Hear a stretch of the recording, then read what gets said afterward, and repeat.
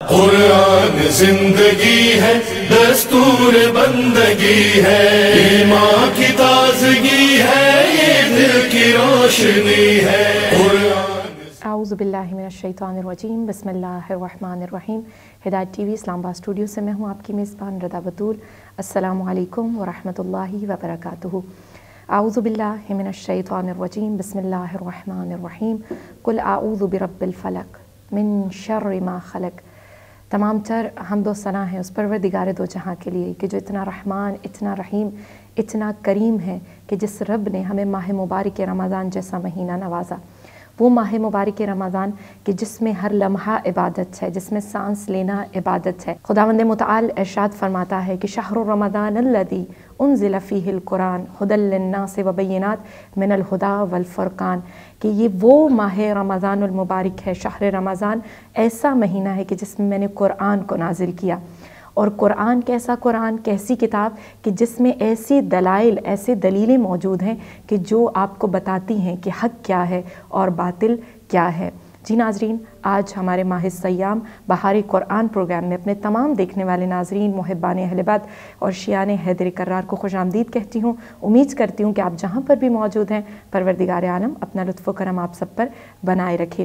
ناظرین، آج ماہ سیام بہاری قرآن میں ایک بہت ہی خوبصورت عنوان، قرآن کی ایک بہت ہی خوبصورت سورہ کہ جس کے بارے میں رسول خدا صلی اللہ علیہ وآلہ وسلم ارشاد فرماتے ہیں کہ اگر کوئی مجھ سے سوال کرے کہ قرآن کی سب سے بہترین سورہ کون سی ہیں تو وہ سورہ معوذتین ہے، ایک سورہ فلق اور ایک سورہ ناس۔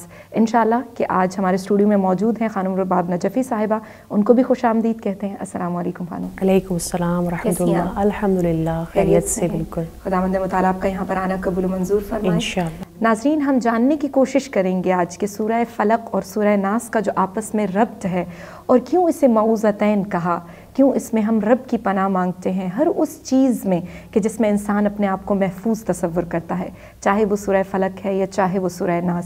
اور کیا ہی کہنے ہیں اس سورہ کے بارے میں کہ جس کے بارے میں رسول خدا صلی اللہ علیہ وآلہ وسلم ارشاد فرماتے ہیں کہ اگر جب میں چاہتا تھا کہ میں حسنین، امام حسن اور امام حسین کو حفاظت میں قید کر دوں یا ان کے ارد گرد حصار خداوندی بنا دوں تو اس کے لیے میں سورہ ناس اور سورہ فلق کا تعویذ اپنے دو فرزندوں کو پہنایا کرتا تھا۔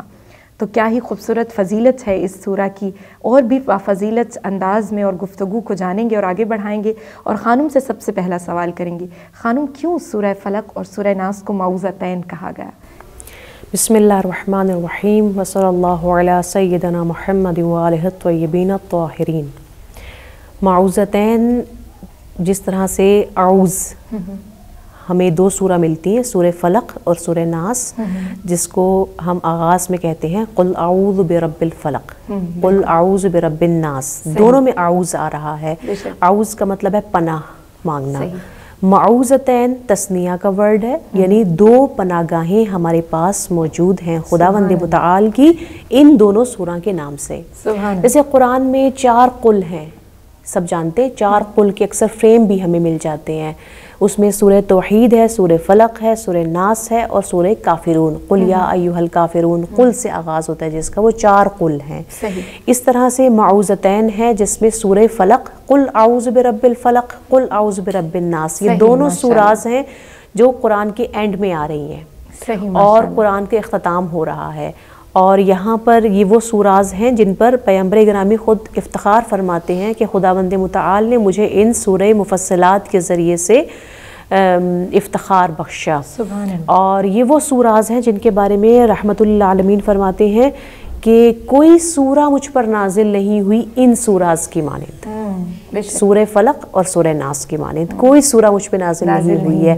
اور یہ سورہ کب نازل ہوئی کہ جب ایک روایت کے مطابق پیغمبر گرامی صلی اللہ علیہ وسلم مریض ہوتے ہیں، بیمار ہوتے ہیں، تو جبرائیل امین آتے ہیں اور آپ کے سرہانے بیٹھتے ہیں اور حضرت میکائیل آتے ہیں، آپ کی پائنتی میں بیٹھتے ہیں اور حضرت جبرائیل سورہ فلق کی تلاوت فرماتے ہیں، حضرت میکائیل سورہ ناس کی تلاوت فرماتے ہیں اور آپ صحت مند ہو جاتے ہیں۔ یہ وہ سورہ ہیں جنہوں نے پیغمبر گرامی صلی اللہ علیہ وسلم کو ڈھارس دی ہے، صحت عطا کی ہے، تو امراض کی شفا یابی کے لیے بھی، اور زیادہ تر جو معروف ہے یہ نظر بد سے بچنے کے لیے بھی، اور اسی طرح سے ایک اور روایت میں ملتا ہے چونکہ ایک دو یہودی افراد ہوتے ہیں وہ بہت زیادہ حسد کرتے ہیں رحمت للعالمین سے، اور اسلام کے پھلتے پھولتے چمن اور چراغ سے جب بہت زیادہ ان کو حسد ہوتا ہے تو ان کا حسد بڑھنے لگ جاتا ہے، قرآن کی وجہ سے بھی بڑھنے لگ جاتا ہے، قرآن کی اور اسلام کی کامیابی کی وجہ سے، تو وہ ایک طرح سے روایت کہتی ہے وہ ان پہ سحر کرتے ہیں، جادو کرتے ہیں، تو اس لیے آپ بیمار ہو جاتے ہیں۔ جب آپ بیمار ہوتے ہیں تو اس کے بعد جبریل امین آتے ہیں اور ان سوراس کی تلاوت فرماتے ہیں، اور خداوند متعال کی جانب سے آپ کو حکم دیا جاتا ہے کہ زیادہ سے زیادہ اس سورہ کی تلاوت کریں۔ آپ اس روایت کے مطابق یہ پتہ چلتا ہے کہ آپ ایک مرتبہ جب کرتے ہیں تو ایک گرہ کھلتی ہے، دوسری مرتبہ فرماتے ہیں دوسری گرہ کھلتی ہے، یعنی یہ بہترین ڈھارس ہے نظر سے بچنے کے لیے، کیونکہ نظر حق ہے، حسد حق ہے، سحر بھی جو ہے وہ حق ہے کہ کیا جاتا ہے اور اس کے اثرات ہیں، ان تمام کے لیے بہترین تعویذ ہے، یہ بہترین حرز ہے، ہمیں کہیں جانے کی ضرورت نہیں ہے۔ آغا بہجت سے بھی جب کسی نے پوچھا کہ ہمیں اکثر لوگوں کو یہ وہم اور وسوسہ ہو جاتا ہے جی ہم پہ کسی نے جادو کر دیا ہے، ہمارے یہ کام نہیں ہو رہے، سب کچھ فلاپ ہو رہا ہے، سب کچھ واپس آ رہا ہے، کیا کریں ہم، کسی نے کالا جادو کر دیا یا کسی نے سحر کر دیا یا کسی نے نظر لگا دی، یہ چیزیں اکثر لوگ جو ہیں وہ یہ سمجھتے ہیں۔ تو آغا بہجت فرماتے ہیں کہ آیت الکرسی پڑھیں، چاروں قل پڑھیں، معوذتین کی بہت تاکید ہے وہ پڑھیں، آپ کے لیے بہترین حرز ہے، تعویذ آپ کو کہیں کسی پیر فقیر کے پاس جانے کی ضرورت نہیں ہے، قرآن ہمارے پاس موجود ہے۔ لہٰذا یہ دونوں سورہ ہیں کہ جن کے ذریعے سے پیغمبر گرامی نے بھی جن کو اپنا حرز بنایا، اپنا تعویذ بنایا، اور آپ نے 11 مرتبہ اس کی تلاوت فرمائی درود شریف کے ساتھ، تو آپ کا مرض بھی ٹھیک ہو گیا، اس سحر کا سحر بھی ٹوٹ گیا۔ قرآن جیسا معجزہ اگر ہمارے ہاتھوں میں ہو، جن پر خود پیغمبر گرامی جن سے کو وسیلہ قرار دے رہے ہیں، تو پھر اس سے بڑھ کر ہمارے لیے اور کیا چیز ہو سکتی ہے؟ جیسے میں آپ سے کہوں گی آپ کی بیوٹی ٹپ کیا ہے، میں اس کو فالو کرنا چاہوں گی، تو پیغمبر گرامی کی جو سیفٹی ٹپ ہے وہ کیا ہے؟ معوذتین ہے، ان کو کیوں نہیں ہم فالو کرنا چاہیں؟ لہٰذا ان کی سوراس کی تلاوت ہمیں ضرور کرنی چاہیے۔ کہتے ہیں کہ اگر آپ نے رات کو اس کی تلاوت کر لی تو خداوند متعال کی جانب سے آپ کے لیے بہت زیادہ اجر و ثواب ہے، بالخصوص ابھی ماہ رمضان ہے، ماہ رمضان کے بارے میں کہتے ہیں کہ اگر کوئی اپنی واجب یا مستحب نمازوں میں سورہ معوذتین کی تلاوت فرمائے گا تو خداوند متعال اس کو کیا ثواب دے گا؟ اس کو مکہ میں روزہ رکھنے کا ثواب ملے گا۔ سبحان اللہ، سبحان اللہ، ماشاء یہ کون حاصل نہیں کرنا چاہے گا؟ ہماری تو خواہش ہے، تمنا ہے، خواب ہے، ہمارا ڈریم ہے کہ ہم مکہ میں ہوں اور مکہ میں روزہ رکھنے کا ثواب مل رہا ہے، ہم اپنی جگہ پر ہے لیکن مکہ میں روزہ رکھنے کا ثواب مل رہا ہے، اور باذن الہی نہیں معلوم اس میں کیا تدبیر ہے، کیا اس میں حکمت ہے کہ کہا جاتا ہے، روایت کہتی ہے کہ باذن الہی حج اور عمرے کا ثواب ملے گا۔ سبحان اللہ۔ ماہ رمضان میں ہمیں ابھی بھی ہمارے پاس موقع ہے، وقت ہے، ہم زیادہ سے زیادہ معوذتین کی تلاوت کریں اپنی نمازوں میں، واجب مستحب نمازوں میں، یا اس کے علاوہ جب بھی چاہیں، کہ پیغمبر گرامی نے بہت زیادہ کثرت سے امام حسن اور امام حسین علیہ السلام کا ان سوراس کے ذریعے سے حصار کیا کرتے تھے، بے شک نظر کے لیے یہ بہت اچھا ہے۔ اچھا ہے۔ ناظرین، بہت خوبصورت انداز میں خانم نے ایک چیز کی طرف بھی اشارہ کیا کہ جو آج کے دور کی بہت بڑی ایک پریشانی کہہ لیں، ایک مشکل کہہ لیں، کہ ہر انسان اس چیز سے دوچار ہے کہ جہاں پر بھی انسان مشکل میں گرفتار ہو جاتا ہے یا گھر جاتا ہے تو وہ کیا کرتا ہے؟ پیر فقیر کے پاس چلا جاتا ہے، سمجھتا ہے کہ شاید اس گناہ گار دنیا میں یا اس گناہوں سے بھری ہوئی دنیا میں، دنیا پرست لوگوں میں شاید کوئی ایسا انسان بھی ہو جو خدا کے قریب ہو۔ اور سب سے بڑا افسوس کا مقام یہ ہے کہ کچھ ایسے لوگ ہیں جنہوں نے دین کا لبادہ اوڑھ کر ہمارے ایسے لوگوں کو گمراہ کر رکھا ہے، جن میں سے ایسے پیر فقیر ہیں کہ جو بہت سارے غلط اعمال اور غلط طریقوں سے انسان کو گمراہ کرتے ہیں۔ تو کیا ہی خوبصورت میں کہوں بات ہے یہ، کیا ہی خوبصورت خدا کا لطف ہے اس ماہ رمضان المبارک میں اگر ہم سورہ فلق اور سورہ ناس کی برکتوں سے مستفید ہو سکیں، کہ انسان جب مشکلات میں گھر ہی گیا ہے تو سب سے پہلے کیوں نہ کلام خدا کی طرف رجوع کیا جائے، کیوں نہ کلام خدا میں چھپے ہوئے رازوں کی طرف اور ان رمز پر توجہ دی جائے کہ جس میں اللہ تعالیٰ خود کہہ رہا ہے کہ قل اعوذ برب الفلق، کہ میں پناہ مانگتا ہوں اس رب کی کہ جس نے فلک کو شگافتہ کیا ہے، یا اس فلک کی پناہ مانگتا ہوں کہ جو بنانے والا، جس کو دنیا میں کھڑا کرنے والی ذات رب کی ذات ہے۔ اور عزیزان محترم، کاش ہم خدا کو پہچان کر پکاریں کہ وہ رب کے جو زمین و آسمان کا مالک ہے، وہ رب جس نے ہمارے ذہنوں میں اور ہمارے جسموں میں ایک ایسی رفتار ہے سانس کی جس کی بدولت سے ہم زندہ ہیں، وہ رب ہر چیز پر طاقت رکھتا ہے اور قوت رکھتا ہے کہ ہر چیز کا توڑ کر سکے۔ تو ہم کیوں نہیں ہم اس رب کی پناہ میں جھکتے ہیں اور کیوں نہ اس رب کی پناہ میں آ کر ان تمام تر مشکلات سے پناہ مانگے۔ تو سورہ فلق اور سورہ ناس ان ہتھیاروں میں سے ایک ہتھیار ہے کہ جو آج کل کے معاشرے کی ضرورت بھی ہے۔ اگر ہم ان سورہ سے جڑ جائیں تو جس کے بارے میں رسول خدا کہتے ہیں کہ اللہ تعالیٰ کی محبوب ترین اگر کوئی سورہ ہے تو وہ سورہ معوذتین ہے، سورہ فلق اور سورہ ناس۔ خانم سے پوچھنا بھی چاہیں گے کہ خانم بار بار جو سورہ میں کہا جا رہا ہے کہ پناہ چاہتا ہوں اے رب اس فلک کی، پناہ چاہتا ہوں اس چھاتی ہوئی رات کی کہ جو چھا جاتی ہے تو اس کی پناہ چاہتا ہوں، لیکن یہاں پر اس کا مطلب کیا ہے؟ قرآن میں بار بار اس کی طرف کیوں اشارہ کیا جا رہا ہے؟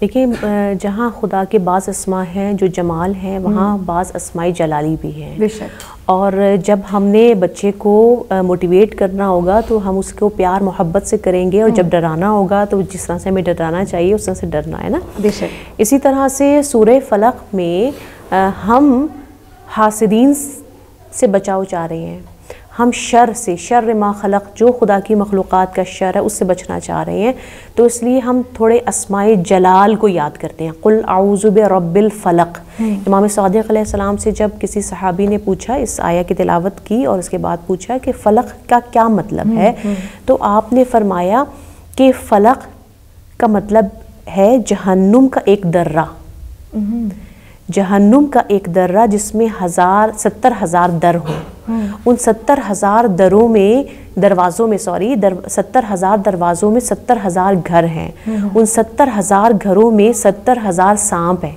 ان 70,000 سانپوں کے منہ میں 70,000 زہر کی تھیلیاں ہیں، اللہ اکبر، اور ہر جہنمی کو ان دروں سے گزرنا ہے۔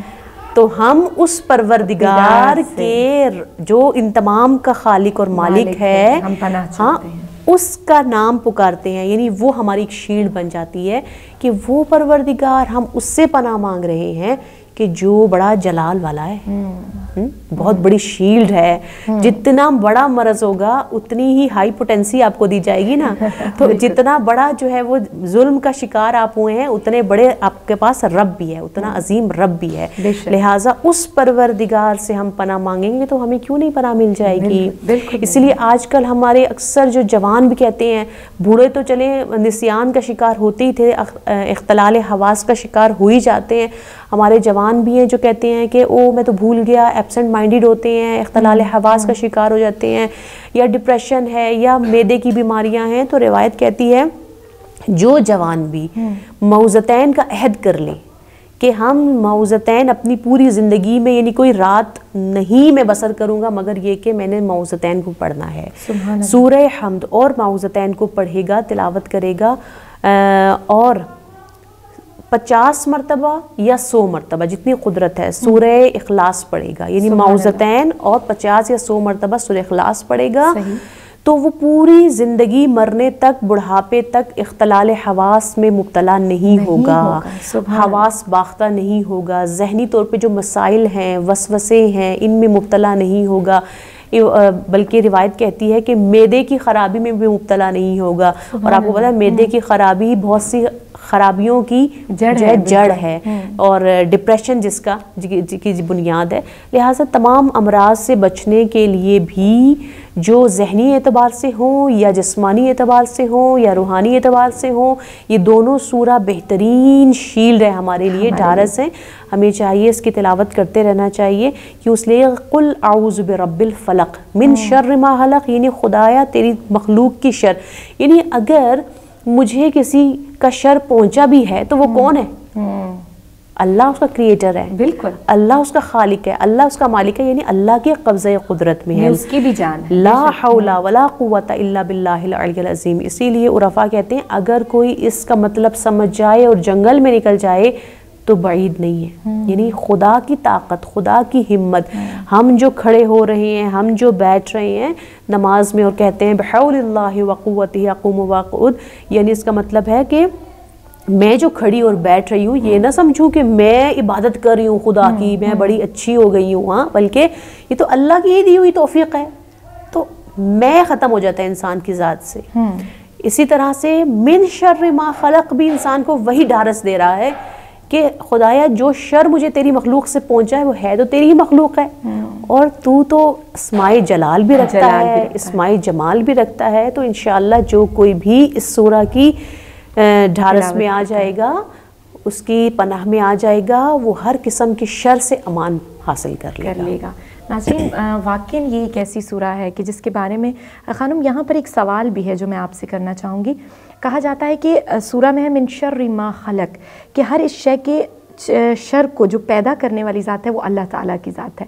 تو کچھ لوگ یہاں پر چونکہ کم علم بھی ہم لوگ ہیں اور کم علم کے ساتھ ساتھ کم عقل بھی انسان اور تھوڑا تنگ نظریہ بھی رکھتا ہے، کاش ہم توحید پر اتنا یقین رکھیں کہ جس کا رکھنے کا حق ہے. تو شر کیا خدا کی طرف سے ہمیں ملتا ہے یا ہم انسانوں کی خود ایجاد کردہ چیز ہے؟ جی، قرآن ہی ہمیں اس کا جواب دیتا ہے نا کہ ہر خیر خدا کی جانب سے ہے اور ہر شر انسان کا اپنے ہاتھوں کا کیا ہوا ہے. مسئلہ یہاں پر آ جاتا ہے کہ جب کلاس میں جب ایک غلطی ہوتی ہے نا تو جو بچہ خاموش ہوتا ہے سب اسی پہ ڈال دیتے ہیں نا، میم یہ اس نے کیا ہے.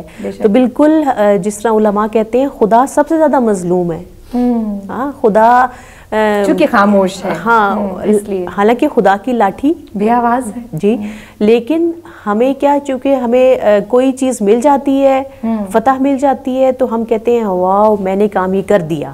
لیکن جب کوئی ناکامی ہوتی ہے اف خدا نے میرے ساتھ کیا کیا. ہاں، تو یہ بالکل ہمارا وہی والا سین ہے. اچھا، کہ جو ہم خاموش بچے پہ سب کچھ ڈال دیتے ہیں.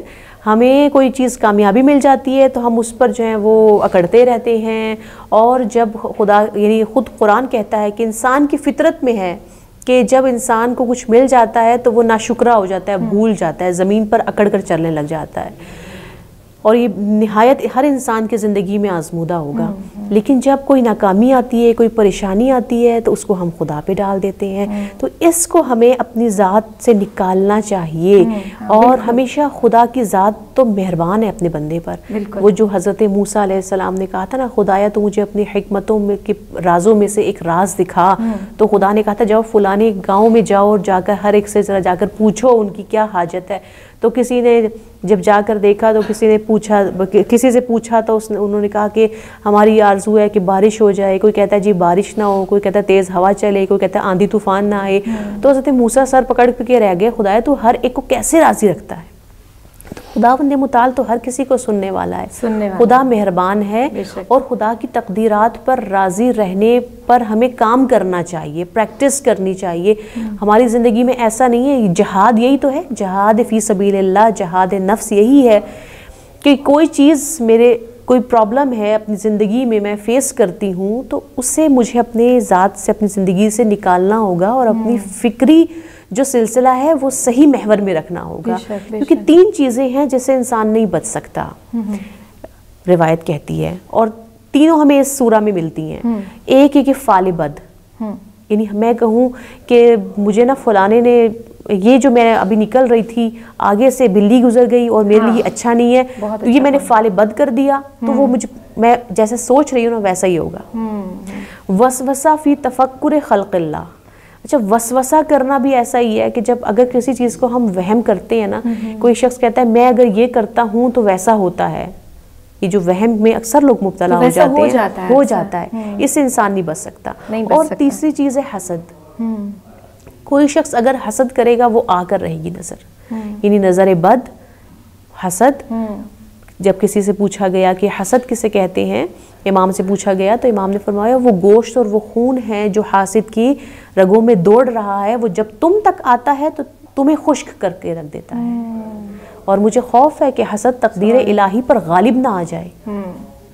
یہ رحمت اللہ عالمین فرماتے ہیں کہ مجھے خوف ہے کہ حسد تقدیر الہی پر غالب نہ آ جائے اور وہ چیز جو تمہاری تقدیر میں اچھی لکھی ہے اس کو برائی میں متبدل نہ کر دے۔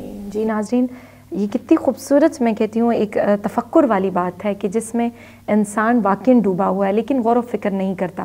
ہم کاش اپنے آپ پر توجہ دیں اور کاش خود پر ایک دفعہ نظر دوڑائیں تو پتہ چلے کہ ہماری توحید کتنی کمزور ہے، ہمارا خدا پر اعتقاد کتنا کمزور ہے۔ کاش ہم خدا پر یقین رکھیں تو شاید کوئی طاقت بھی، جیسے خانم نے کہا لا حول ولا قوت الا باللہ العلی العظیم، ایک ایسا کلمہ ہے جس کو پڑھتے ہوئے، جس پر یقین رکھتے ہوئے اگر انسان جنگل میں بھی نکل جائے تو بعید ہے کہ وہ واقعاً جا سکتا ہے۔ اگر رب پر یقین ہے تو تمام مشکلیں آسان ہیں۔ اور کتنا خوبصورت فلسفہ ہے اس سورہ فلق میں، کہا جاتا ہے کہ جب ہم کہتے ہیں وَمِن شَرِّ غَاسِقٍ اِذَا وَقَبَ، اے رب مجھے رات کی تاریکی کے شر سے بچا لے، تو کچھ لوگ سوال کرتے ہیں کہ رات کی تاریکی تو رب کی طرف سے ہے، پھر اس میں شر کیسا؟ کہا تو شر انسان کا خود آمادہ کی ہوئی چیزوں میں سے ایک چیز ہے۔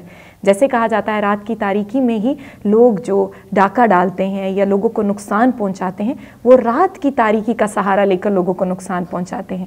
رب نے جو رات بنائی ہے وہ انسان کے سکون کے لیے بنائی ہے، انسان کے لیے تمام تر چیزوں میں مصلحت چھپی ہوئی ہے، لیکن وہ لوگ کہ جو سورہ کو پڑھ کر یہ تصور کرتے ہیں کہ جو رات رب نے بنائی ہے اس میں شر ہے تو پھر اس میں سکون کیسا؟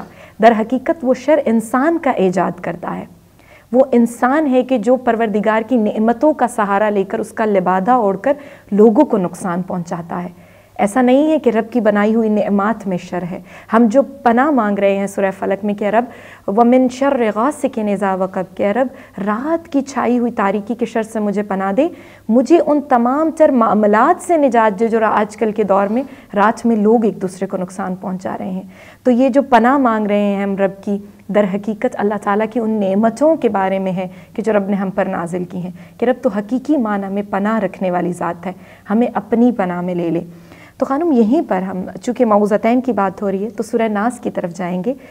جیسے آپ نے خوبصورت بات کی کہ جب تھوڑی سی طبیعت ان کی خراب ہوئی ہے کہ حضرت جبرائیل اور میکائیل نازل ہوئے تو حرز خدا کے طور پر سورہ ناس کو پڑھا گیا۔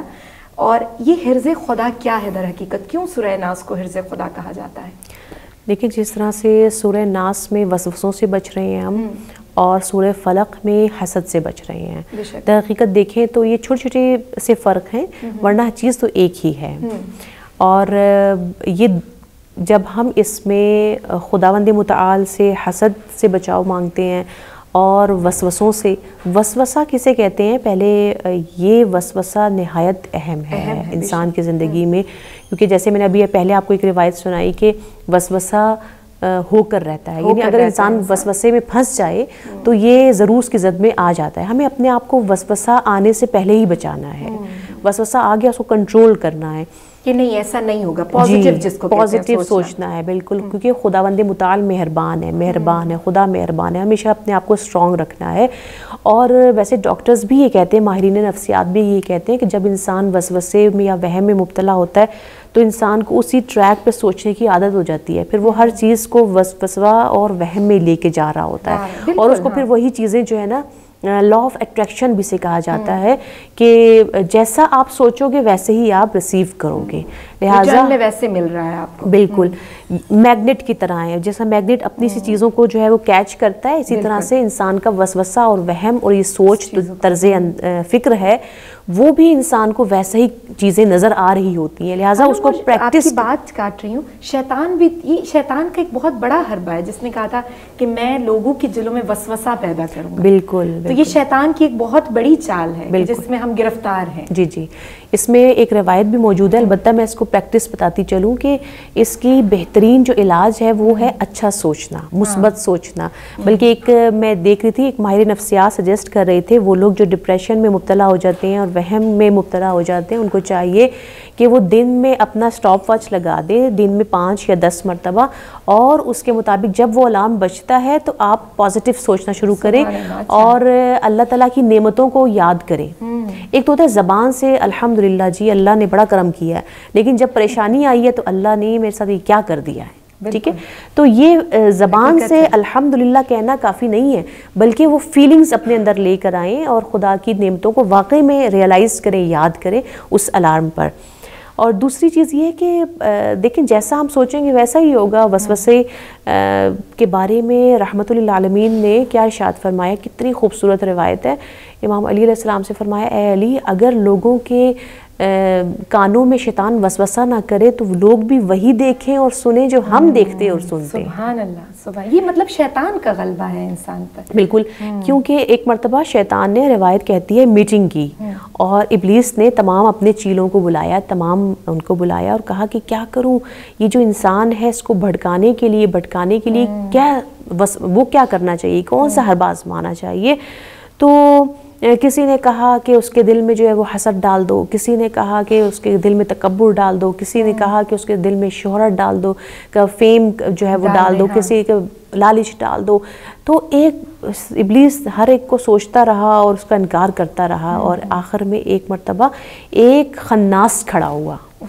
خناس کہتے ہیں دل میں وسوسہ کرنے والا. اس نے کہا، خناس نے وسوسہ ڈالا کہ تم لوگوں کے دلوں میں وسوسہ ڈال دو. یہ ابلیس کو پسند آ گیا. کہا یہ بہترین جو ہے نا ہماری طرف سے ہتھیار ہو سکتا ہے. لہٰذا یہ جو روایت ہے نا یہ ہمیں آگاہ کر رہی ہے کہ سورہ ناس میں خود وسواس خناس یہ بالکل اسی لیے ہے نا، خناس وہی خناس تھا جس سے ہم پناہ مانگ رہے ہیں، کہ اس نے کہا کہ وسوسہ دل میں ڈال دو. تو دلوں میں وسوسے سے بچنا ہے، دلوں میں وسوسے سے بچنا ہے جو خناس ڈال رہا ہوتا ہے. اور خناس اس طرح سے اس کو کہا جاتا ہے کہ وہ پوشیدہ انداز میں ڈالتا ہے کہ انسان کو پتہ بھی نہیں چلتا. اور بعض روایات کہتی ہیں انسان کو خناس زیادہ اس وقت وسوسے ڈالتا ہے جب وہ انفاق کر رہا ہوتا ہے، کیونکہ انفاق انسان کو بہت سی برائیوں سے بچاتا ہے اور خیرات کی طرف جذب ہوتا ہے. اور ماہ رمضان تو ہے ہی، دیکھیں نا، دوسروں کی بھوک کا احساس، یہ کوئی چھوٹا جذبہ تو نہیں ہے کہ دوسروں کی بھوک کا احساس. یعنی ہم 30 روزے رکھ رہے ہیں اور روایت کہتی ہے روزہ رکھو لعلکم تتقون. قرآن کہتا ہے لعلکم تتقون، شاید تم تقوی الہی اختیار کر لو. اور روایات کہتی ہے تاکہ تمہیں دوسروں کی بھوک کا احساس ہو. اور آپ نے 30 روزوں کی زحمتیں کر لی، لیکن شب عید کو آپ نے فطرانہ نہیں نکالا تو آپ کے روزے قبول نہیں ہیں. اتنی اہمیت ہے انفاق کی. لہٰذا کوئی نیکی کی حد کو چھو ہی نہیں سکتا. لن تنالوا البر حتی تنفقوا مما تحبون. تحبون میں سے جب ہم نکالیں گے تو وہ انفاق ہوگا، اور اسی انفاق سے ہمیں خناس روک رہا ہے. واہ سبحان اللہ. خناس کا جو زیادہ تر حربہ ہوتا ہے وہ انفاق کرتے ہوئے وہ روک رہا ہوتا ہے. جب آپ کا دل کرتا ہے آپ چلو کسی کی افطاری کسی کے گھر بھجوا دیں، فوراً سے کہیں گے نہیں چلیں ہم کسی اور ٹائم کھا لیں گے، کیا ضرورت ہے اتنی محنت سے میں نے بھجوا. یہ روکتا ہے ہمیں. لہٰذا صرف انفاق میں نہیں بلکہ ہر امر میں ہمیں خناس کی جو کوشش ہوتی ہے وہ یہ ہوتی ہے دلوں میں وسوسہ ڈالے. اور اس وسوسے کو آپ سمجھ سکتے ہیں کہ ایک مرتبہ مولا امیر المومنین کے رحمت للعالمین کے ساتھ تشریف فرما دے کہ ایک مرتبہ چیخ کی آواز آئی شیطان کی. تو آپ نے سوال کیا کہ اے علی کیا آپ نے کچھ سنا؟ کہا جی مجھے بھی کسی کی چیخ کی آواز آئی ہے. کہا یہ وہ شیطان تھا جو آج رسوا ہو گیا، نابود ہو گیا، رسوا ہو گیا. اے علی لوگ بھی وہی سنتے اور دیکھتے جو ہم سنتے اور دیکھتے اگر ان کو وسوسہ نہ ہوتا. تو سوچیں کہ ہمیں کتنا شوق ہے نا کہ ہم فرشتے کو دیکھیں یا خواب میں ہمارے کوئی ایسا اچھا خواب آ جائے، نور دیکھ لیں.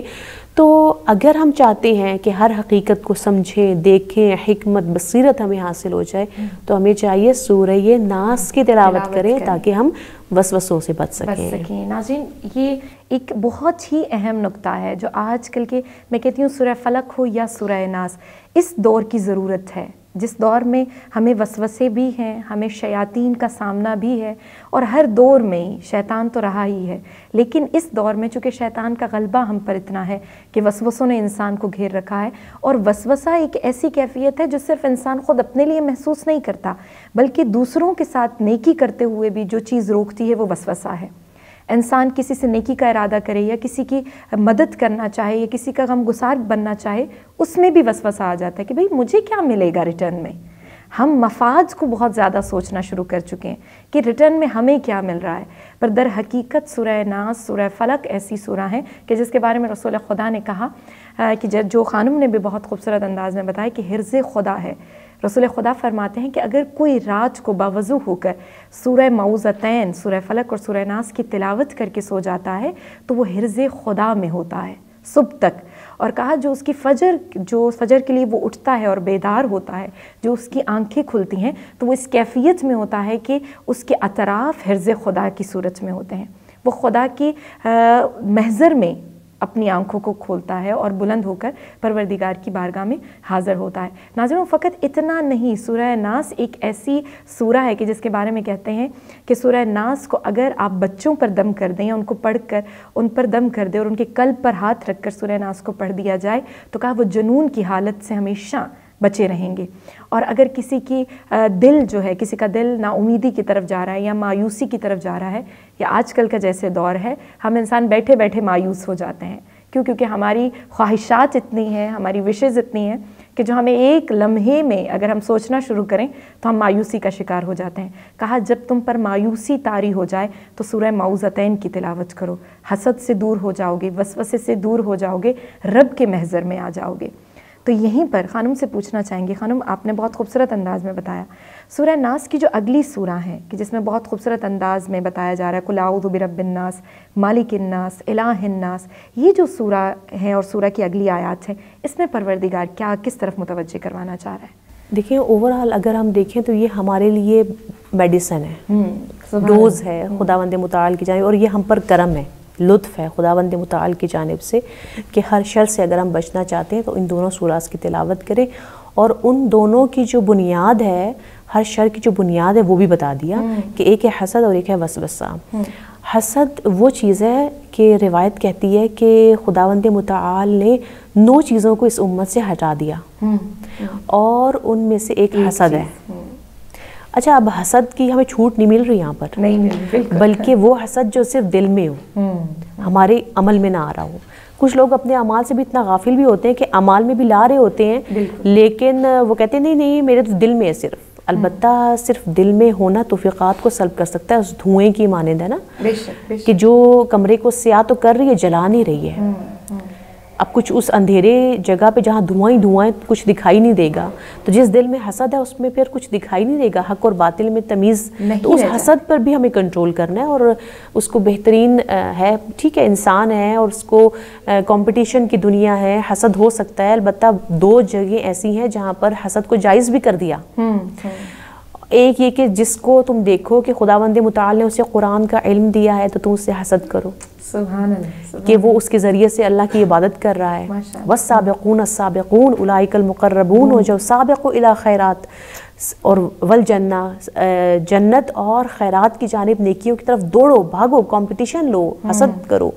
دوسرا پھر یہ ہے کہ دوسرا وہ مورد ہے جس میں جائز ہے کہ خداوند متعال نے اس کو اتنا عطا کیا ہے کہ جس کے ذریعے سے وہ انفاق کر رہا ہے اور لوگوں کی مدد کر رہا ہے، روزانہ خیرات کر رہا ہے، تو آپ اسے حسد کر سکتے ہیں۔ یعنی ان دونوں چیزوں کو آپ اچیو کرنے کی کوشش کریں۔ اس کے علاوہ اگر کوئی حسد کرتا ہے تو بھیجا ہے، ٹھیک ہے، اس کے اعمال میں اگر آ رہا ہے، کیوں؟ اس لیے کہ دیکھیں حسد انسان کون کرتا ہے؟ وہ کرے گا نا جو انسان جس کے اندر ایک میں ہوگا، جس کے اندر کوئی یہ کہے، جیسے اسلام نے ہمیں سوچنے کا نظریہ دیا ہے، ایک دیکھنے کا نظریہ دیا ہے کہ جب کسی کو چیز کو دیکھو تو ایسا نہیں حسد بھرے نگاہوں سے جیسا تمہیں جی چاہ رہا ہے دیکھو، کہ امام فرماتے ہیں، امام علی علیہ السلام فرماتے ہیں کہ 4 چیزیں ایسی ہیں جو دیکھنے سے جو سیر کبھی نہیں ہوتی، ان میں سے ایک کیا ہے؟ آنکھ، جو دیکھنے سے کبھی سیر نہیں ہوتی، کبھی سیر نہیں ہوتی۔ ہم دیکھ رہے ہیں جب سے پیدا ہوئے ہیں، جب تک مرتے رہے، جب تک دیکھتے رہیں گے تھکتے نہیں ہیں، دیکھنے سے ہماری آنکھیں جو ہیں وہ تھکتی نہیں ہیں، لہٰذا دیکھ رہے ہیں۔ اس دیکھنے کے بھی آداب ہیں. ایسا نہیں ہے کہ بغیر کسی جو ہے وہ قید و بند کے دیکھتے رہو، بلکہ دیکھو تو ماشاء اللہ کہہ دو، کسی کی خوبی کو دیکھ لو تو تبارک اللہ احسن الخالقین کہہ دو. تو یہ جو ہمارے اندر جو ایک حسد ہے یا ہمارے اندر جو ایک نگاہ ہے کہ کاش یہ میرے پاس بھی ہوتی، یہ اچھی نظر بھی ہو جاتی ہے، بری نظر بھی ہوتی ہے، تو وہ ذرا کنٹرول ہو جائے گی. آپ کی جو نیگیٹو جو ریزز ہیں نا وہ اس تک نہیں جائیں گی، بلکہ وہ پازیٹیو ہو کر جائیں گی. لہٰذا ہو سکتا ہے، کیونکہ وہی بات ہے، حسد انسان کر سکتا ہے لیکن اس کو کنٹرول بھی تو انسان کے ہاتھ میں ہے. جب آپ کہیں گے ماشاء اللہ تبارک اللہ، اس طرح کے کلمات کو لے کر آئیں گے تو ایک تزکیہ انسان کا ہوتا ہے جو دل سے نکلتا ہے اور اس کی ظاہر میں اثر کرتا ہے، اور ایک کبھی ایسا ہوتا ہے وہ ظاہر کے ذریعے سے اس کے باطن میں پہنچ جاتا ہے. حلم فتحلم، حلم کے بارے میں تواضع اور انکساری تمہارے اندر نہیں ہے، کوئی بات نہیں، تواضع اور انکساری کو ظاہر کرو، تم بھی حلیم ہو جاؤ گے، تمہیں پتہ بھی نہیں چلے گا یہ تم پر کس طرح سے اثر کرے گی. لہٰذا حسد سے بچنے کے لیے نگاہ کو پہلے کنٹرول کرے انسان، کہ جب کسی کی خوبصورتی کو، کسی کو بڑھتے ہوئے، کسی کو کامیاب ہوتا ہوا دیکھے تو ماشاء اللہ تبارک اللہ کہے. دوسرا، اپنے اندر کی میں کو ہمیں نکالنا ہوگا. جب ہم دیکھیں نا کسی کو بڑا سمجھیں گے اپنے سے، جب کسی کو بڑا سمجھیں گے تو کہیں گے ٹھیک ہے، ہمیں جو سوچنے کی کا انداز اسلام نے پرووائڈ کیا ہے کہ جب کسی بڑے کو دیکھو تو کہو اس کی نیکیاں تم سے زیادہ ہیں، چھوٹے کو دیکھو تو اس کو سوچو کہ اس کے گناہ تم سے کم ہیں. ہاں، تو اسی طرح سے انسان اگر ہر کسی کو اس کا سپیس دے، ہر کسی کو اس کا مقام دے دے کہ وہ اگر جو کامیاب اگر ہوا ہے یا اس کے پاس اتنا کامیابی ہے، مال و دولت ہے، اولاد ہے، یا کسی بھی عنوان سے اگر وہ کامیاب جا رہا ہے تو خداوند متعال کی تقسیم ہے، وہ کل تمہارا دن پہ تمہارا آ جائے گا. آج اس کا ہے تو کل تمہارا ہے.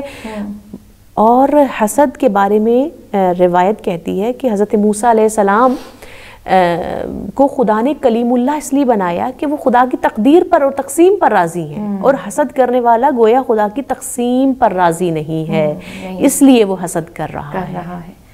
ناظرین، خانم کا بھی بہت شکریہ ادا کریں گے یہاں پر. خانم، اتنے خوبصورت انداز میں بتانا کہ حسد اور وسوسہ واقعی معاشرے کی ایک ایسی بیماری بن چکا ہے جس کی طرف ہم متوجہ نہیں ہیں. تو رب ذوالجلال سے دعا کرتے ہیں کہ اس ماہ مبارک رمضان میں، کہ جو ایسا مہینہ ہے کہ جو رضائے خدا کا مہینہ ہے، جو فزت برب الکعبہ جیسی ہستیوں کو پہچاننے کا مہینہ ہے، اور ایک ایسا مہینہ ہے کہ جس میں ہم جان سکتے ہیں کہ توحید کیا ہے، در حقیقت وارث قرآن کون ہے، ناطق قرآن کون ہے. اور یہ واقعاً وہ مہینہ ہے کہ جو واقعاً انسان کی زندگی میں بہت سارے پیغام لاتا ہے. اب یہ انسان پہ ڈیپینڈ کرتا ہے کہ وہ اس مہینے کی کتنی زیادہ برکتوں، کمالات اور فیوز کو سمیٹ سکتا ہے. تو خداوند متعال سے دعا کروں گی کہ خداوند متعال نے جو اتنے خوبصورت لمحات آپ کے اور میرے درمیان مقرر کیے ہیں، اور ہم نے آج جانا سورہ معوذتین کے بارے میں، ایسی دو سورہ کہ جو انسان کی زندگی کے لیے بہت ضروری ہیں. اور خداوند متعال سے یہاں پر دعا کروں گی کہ بارگاہ رب العزت میں بھی یہ دعا ہے کہ اے رب تو ہمارے کیے ہوئے ایک لحظے کے عمل کو بھی قبولیت کا درجہ دے دے. ہر لمحے کی عبادت، شاید وہ عبادت درجہ عبادت پر نہ ہو، لیکن پروردگار تو بہت زیادہ رحمان ہے، رحیم ہے، ہماری اس قلیل سی، اس حقیر سے عبادات کو اپنی بارگاہ رحمت میں قبول و منظور فرما. جی ناظرین، ابھی وقت ہوا جاتا ہے اپنے پروگرام کو اختتام تک لے جانے کا، تو اپنے تمام دیکھنے والے محبان اہل بیت کی خدمت سے اجازت چاہتی ہوں. ایک نئے پروگرام کے ساتھ اور ایک نئے ٹاپک کے ساتھ دوبارہ آپ کی خدمت میں حاضر ہوں گی. تب تک کے لیے والسلام علیکم ورحمۃ اللہ وبرکاتہ. قرآن زندگی ہے، دستور بندگی ہے، ایمان کی تازگی ہے، یہ دل کی روشنی ہے. قرآن